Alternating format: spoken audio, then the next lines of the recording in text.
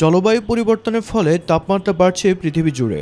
এছাড়া এর নানা প্রভাবে গেল বছর বলতে গেলে অগ্নিকুণ্ড হয়ে উঠেছিল বিশ্বের বিরাট একটি অংশ।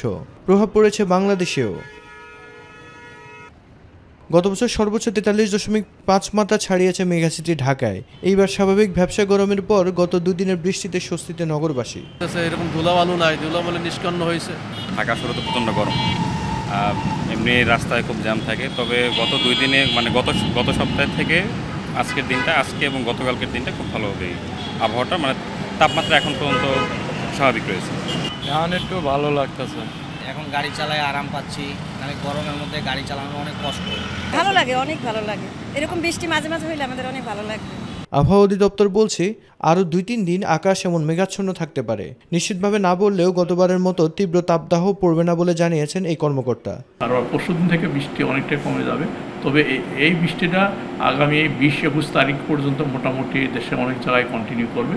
তারপর আমরা আশা করছি হয়তো 21-22 তারিখ পরে বৃষ্টিপাত অনেকটাই কমে যাবে এবং তাপমাত্রা গ্র্যাজুয়ালি বাড়তে থাকবে।